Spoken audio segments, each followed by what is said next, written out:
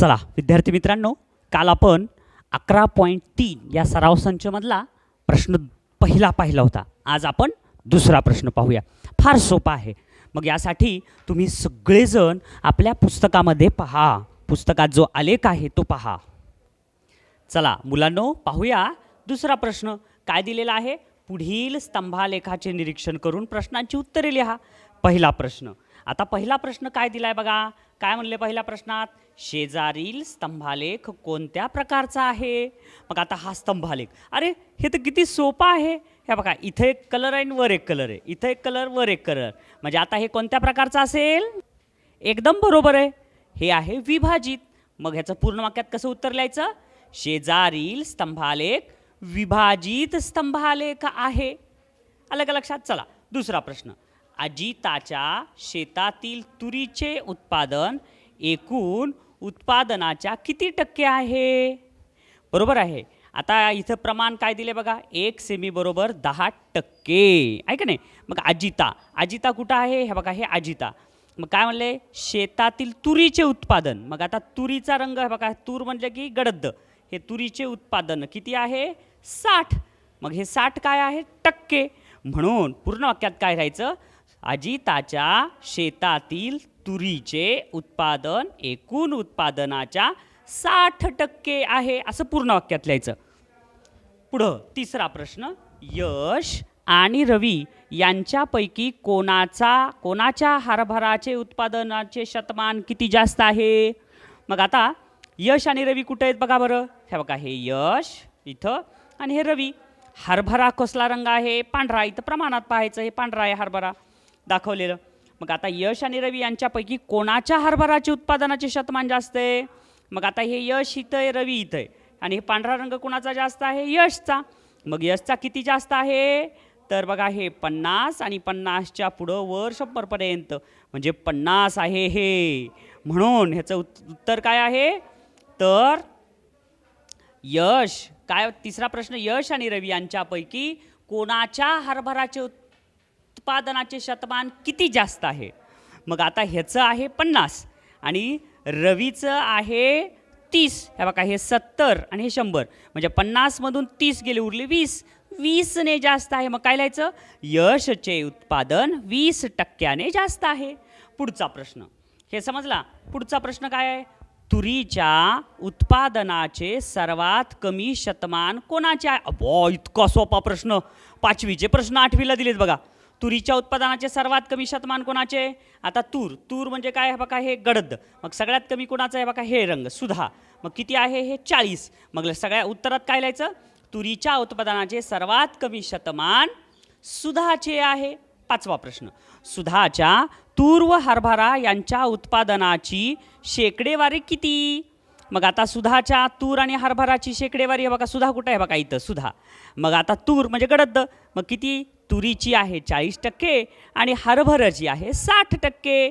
समजलं? मग पूर्ण वाक्यात सुधाच्या तूर व हरभरा यांच्या उत्पादनाची शेकडेवारी 40% व 60% आहे. समजलं? अशा पद्धतीनं आपण हा दुसरा प्रश्न सोडवला. या शाब्दिक प्रश्नाचे उत्तर तुम्ही शाब्दिक उत्तर लिहायचे. याला पायऱ्या नाही आहेत. हे आलेख पाहायचा, स्तंभालेख पाहायचा आणि व्यवस्थित करायचं. स्तंभालेख समजला ना रे तुम्हाला? हे प्रमाण पाहायचं बरं का कधी पण. आणि हे कलर दिलेले पाहायचं, वाय अक्ष, एक्स अक्ष आणि स्तंभ, उत्पादनाचे शतमान, शेतकरी, हे सगळं व्यवस्थित पाहायचं. छान. पाहूया आता पुढचा प्रश्न. चला विद्यार्थी मित्रांनो, आता आपण पाहूया तिसरा प्रश्न. आणि हे परीक्षेत येणारा प्रश्न आहे. फार महत्त्वाचा प्रश्न आहे. काय दिले बघा बरं सगळेजण प्रश्नामध्ये. काही शाळातील इयत्ता 10वीतील विद्यार्थ्यांचे सर्वेक्षण करून मिळालेली माहिती खालीलप्रमाणे सारणीत दिली आहे. ती माहिती शतमान स्तंभालेखाने दाखवा, असं म्हणले आपल्याला. मग आता आपल्याला शतमान स्तंभालेख काढायचा आहे. कोणता काढायचा आहे? शतमान स्तंभालेख. मग आता हे बघा, हे स्तंभ असे दिलेत. शाळा दिलेली आहे, विज्ञान शाखेकडं कल असणारे, वाणिज्य शाखेकडे कल असणारे. मग आता पहिली हे काय आहे? काही शाळातील, ही पहिली शाळा बरं का. ही पहिली शाळा 90, विज्ञान शाखेकडं 90, वाणिज्य शाखेकडं 150. ही दुसरी शाळा, ही तिसरी शाळा, ही चौथी शाळा. अशा शाळा आहेत बरं का.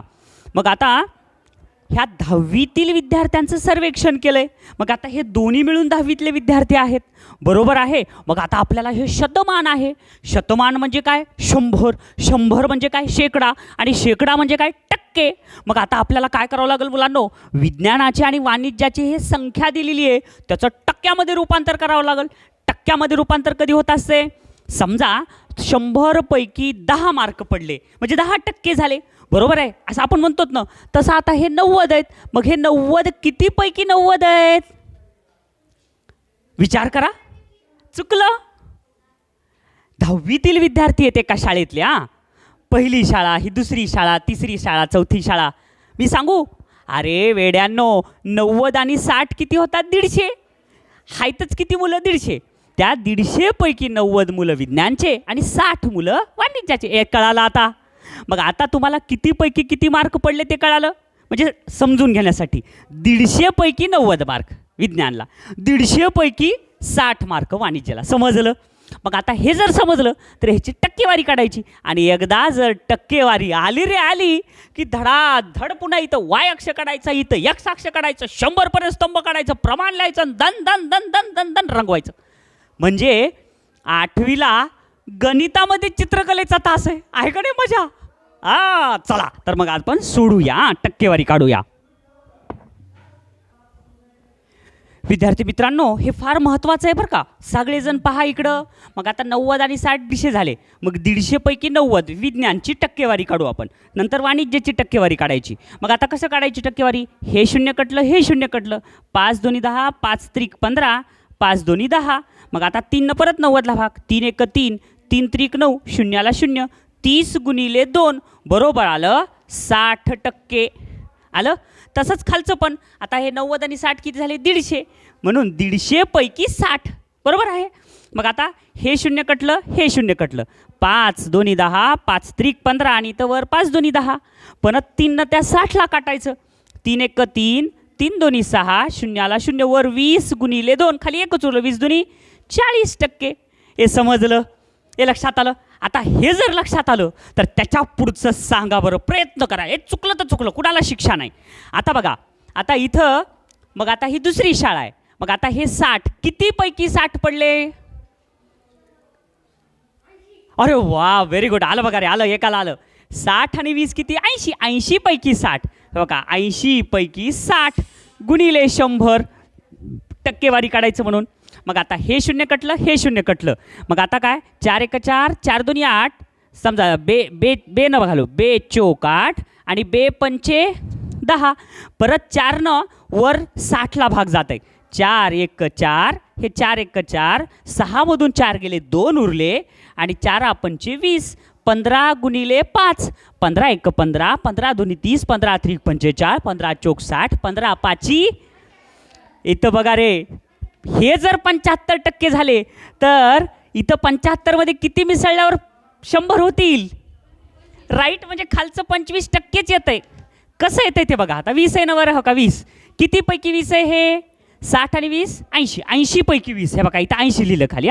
गुणिले 100. बघा हे 0 कटलं, हे 0 कटलं, बरोबर आहे. नंतर बघा बे चोक 8 आणि बे पंचे 10.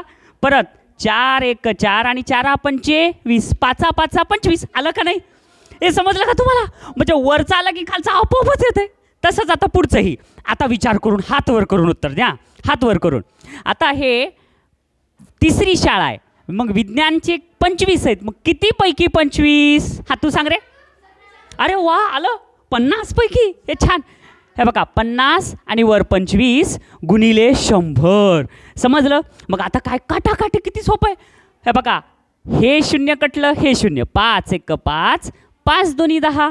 मग 25 गुणिले 2, 25 2 किती? 50. आता वर जर 50% आलं तर खाली सुद्धा किती येईल? 50च येईल. कारण 50 म्हणजे उरलं किती? 50च. दोन्ही मिळून 100% होत असते ना. हे बघा तरी बी हे 25 मार्कच आहेत. 25/50 गुणिले 100 केलं तर 50% येणार, वरच्यासारखंच सेम. तसं आता शेवटचं. आता एकदम बरोबर आहे, छान. हा सांग बेटा. 40. एकदम बरोबर आहे. मग आता हे 40 पैकी 16 मार्क पडले असं समजू. गुणिले 100. गुणिले 100 का करतो आपण? टक्केवारी काढण्यासाठी. मग आता हे शून्य कटलं, हे शून्य कटलं, हे बघा पुन्हा 4 1 4 आणि 4 चोक 16. 4 गुणिले 10 बरोबर किती आलं? 40%. आता वर 40 आलं म्हणजे खाली किती येईल? एकदम बरोबर आहे, 60%. शाबास. तरी बघायचं तर बघा 24/40 गुणिले 100. हे शून्य कटलं, हे शून्य. 4 1 4 4 25 4 सख 24. 6 गुणिले 10 बरोबर 60%. एवढं समजलं. आणि हे जर समजलं रे तुम्हाला, ही टक्केवारी काढता आली, तर हे शतमान फार सोपं आहे आलेख वहीवर काढायचं. ऐका नाही, तुम्हाला मी आलेख कसं काढायचा हे 11.2 मध्ये सांगितलेलं आहे. ऐका नाही, मग तुम्ही आलेख आता त्याच्यावरून कसा काढायचा? सगळ्यात पहिल्यांदा काढायचा उभा वाय अक्ष. त्याला बाणाचं टोक द्यायचं बरं का मुलांनो. बाणाचं टोक दिलं नाही तर चुकलं. मग इथं वाय अक्ष लिहा. नंतर आडवा एक्स अक्ष काढा. इथं 0 लिहा, इथं एक्स लिहा.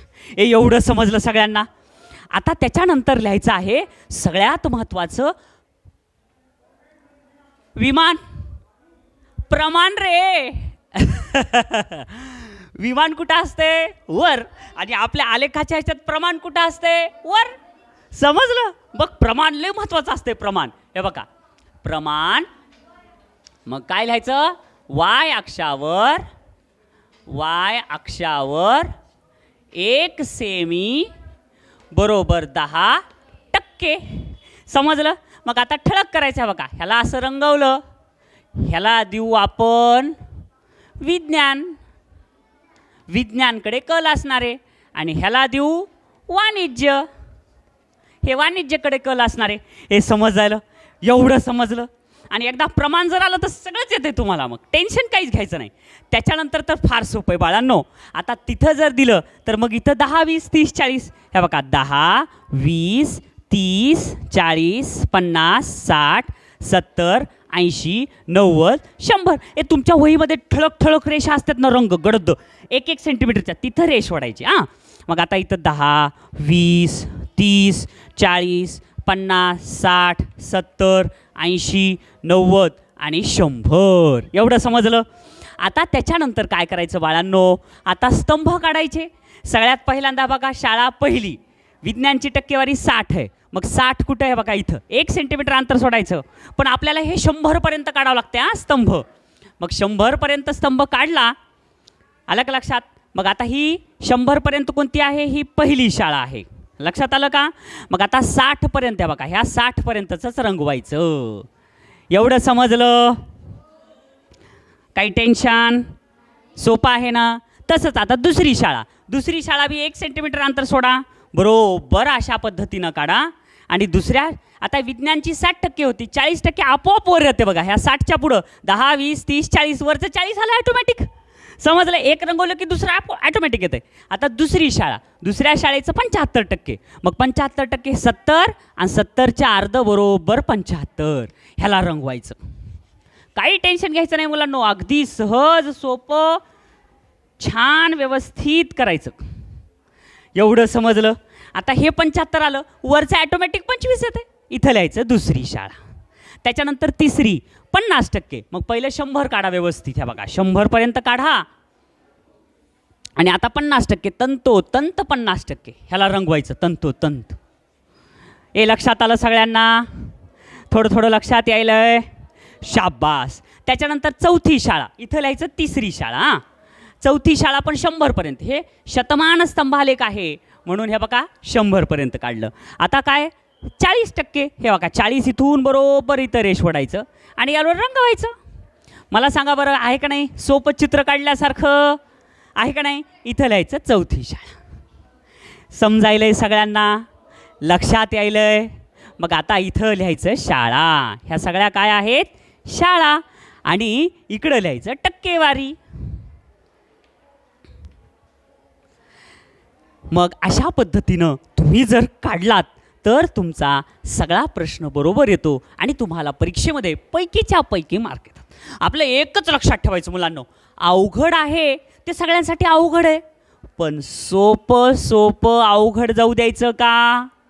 हे सोपं कधी अवघड जाऊ द्यायचं नाही, सोपं कधी चुकायचं नाही. लक्षात आलं? छान. मग आज घरी गेल्यावर 11.3 5 वेळेस करा. आणि आणखीन एक, हे आलेख कागदावर तुम्ही हे सगळा आलेख काढला, पण आलेखाच्या उजव्या बाजूला जे कोरं पान असतंय ना, त्याच्यावर हे सुद्धा लिहायचं. आणि हे आपण पायऱ्या लिहायच्या बरं का.